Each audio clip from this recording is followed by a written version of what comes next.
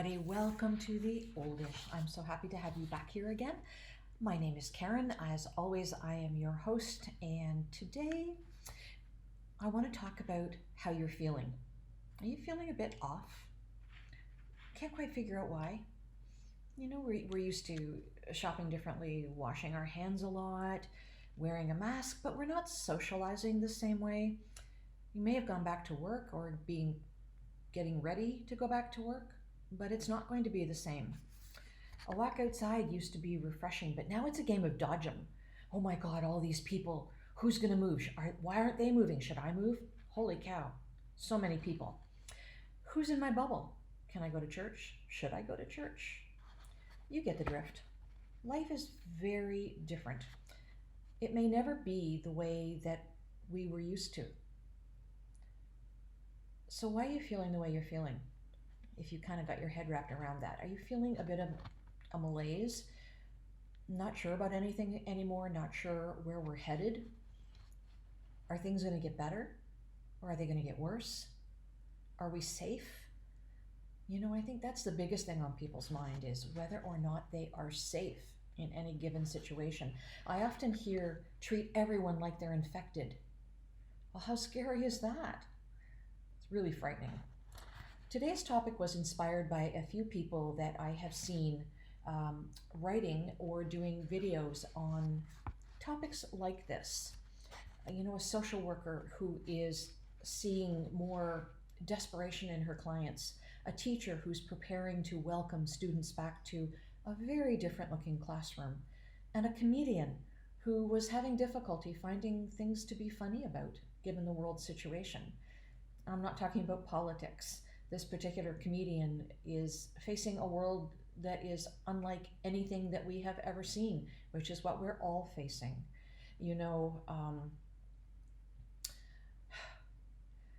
This entire world, for the first time ever, we are experiencing exactly the same thing at the same time, no matter where you live in the world. It's very challenging. You know what we're feeling? Do you know what you're feeling? It's grief. We're feeling grief. We usually think of grief as something we feel when someone passes. In this case, it's our life that isn't the same as it ever was before and may never be again. Grief because we can't live our lives the way that we used to. Grief because we can't see our friends anymore in the same way. We can't go to the cottage. We can't go out and share dinner. Grief because we haven't been able to travel. We have friends in faraway places that we haven't been able to see. Maybe we've had trips planned to celebrate a retirement, a 40th anniversary, or just a family get-together. And we haven't been able to do that. And who knows when we are going to be able to do that ever again. Elizabeth Kubler-Ross, many, many years ago, defined the 5 stages of grief. This applies to our situation now. Denial. This can't be happening. And yet it is. Anger. Why is this happening? Whose fault is it? Who's to blame? Bargaining. Make this not happen, and I'll do this. And that may be something that people who are actually ill with COVID are feeling. Depression. I'm too sad to do anything. Acceptance. I'm not sure any of us have gotten here yet, but I'm at peace with what happened. I don't know. I'm not there. Are you? The emotional symptoms of grief are something that we need to be aware of. Shock and disbelief. Right after a loss, it's hard to accept what has happened. So this is the loss of our life now we're talking about, the loss of our lifestyle. And you may even feel a bit numb or want to deny the truth. Sadness. Profound sadness is probably the most universally experienced feeling. You may feel emptiness, despair, yearning, or deep loneliness. You might feel emotionally unstable. You might even cry a lot. Guilt. You may regret saying or doing something, or not saying or doing something. Anger. You need to blame someone for this injustice that has been thrust upon you and your family and your lifestyle. Fear. This is a big emotion. It can trigger a lot of things. You may feel anxious, helpless, or insecure. You may even have panic attacks. And I know of a lot of people who have written on Facebook, for instance, that they've had panic attacks. For those of us who live alone, the responsibility of doing everything, or certainly more things alone because people can't come and help you, may be overwhelming. As we move into September, our lives traditionally turn to establishing a routine again around work, meetings, volunteering, even social life. We start thinking about the holidays. For those of us on this side of the pond, Thanksgiving, Eid is coming, Christmas is coming, the new year. Who's going to be glad to see the end of 2020? Yeah, me. It's important to be aware of the variety of emotions that we feel as we think about and prepare for these celebrations, because most of the time, for most of us, we're doing them with family. And I know that we as my family have talked about this. In fact, on our show last week, we talked about doing your shopping early, just in case. You know, there has never been a pandemic without a second wave. This is converging with flu season and students going back to school, and it's sort of the perfect storm that sets up what could be a series of major setbacks for us, no matter where we live in this world. We don't know what's coming. We don't know what to prepare for. My family has talked about how we should prepare, what we should prepare, and we just don't know, because the situation in our region, in our country, in the world can change things on a dime. If those case numbers start to go up, we could be in lockdown again, and then Thanksgiving won't matter. I have one daughter and son-in-law who work in management in grocery retail, and they're around all kinds of people all day long. And what that makes my daughter feel is a reluctance to be anywhere near me because I'm in that age group. And she doesn't want to infect me with anything. She doesn't want to be a carrier. It makes it very difficult to know if or how we can plan holidays. There's just so much unknown. But I need you to be on the lookout for physical symptoms of grief. I want you to be aware of these things in yourself and in those around you that you do see. So watch out for things like fatigue, nausea, lowered immunity, weight gain or weight loss that seems a bit too extreme, aches and pains that aren't normally there, insomnia. Keep an eye out for those things.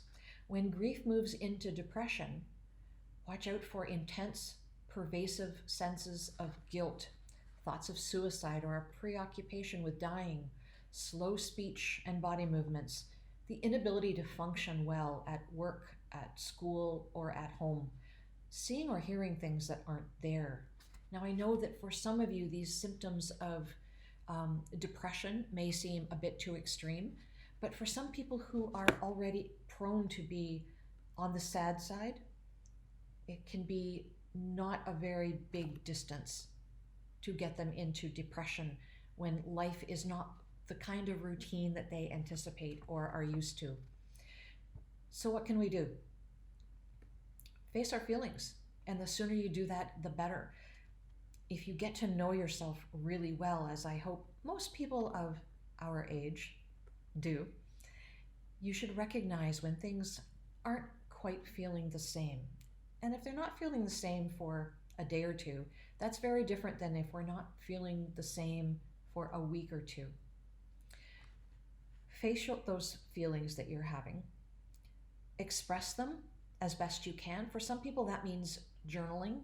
For others, it means talking to their partner or jumping on Zoom or FaceTime with a friend. For others, it can mean picking up the phone and calling somebody who is a counselor.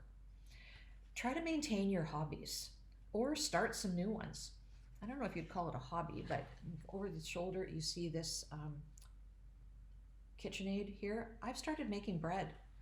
I haven't bought a loaf of bread in ages, and I find great satisfaction every few days in making a loaf of bread, and the actions of going through it, and then the satisfaction of eating it in the days ahead.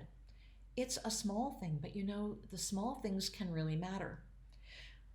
Don't let anyone tell you how you should feel. That's really important. Do not let anyone describe your emotions or tell you what you should be feeling in any kind of circumstance.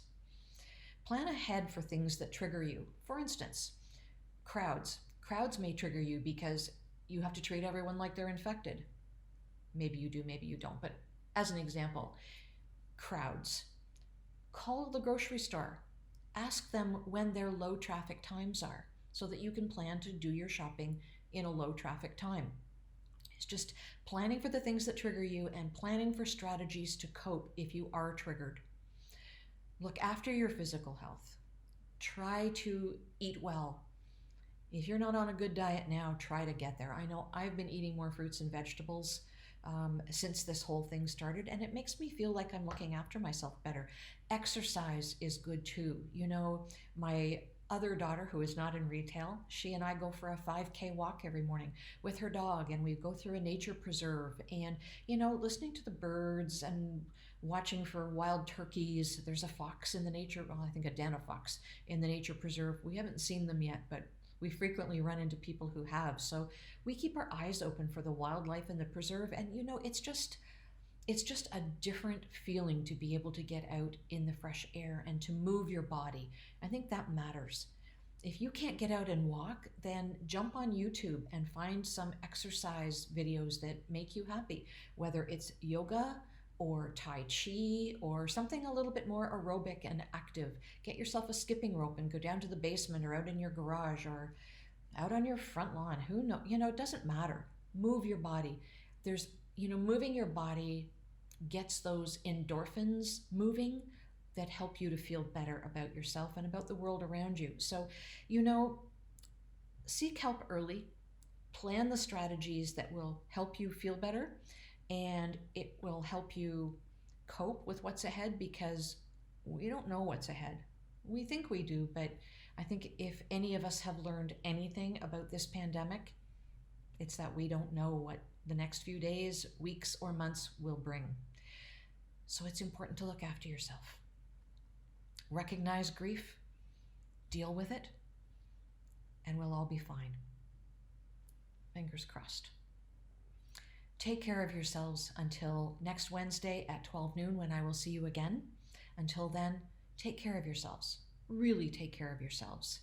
Take care of one another. And remember that it takes a village to age a senior. Bye, everybody.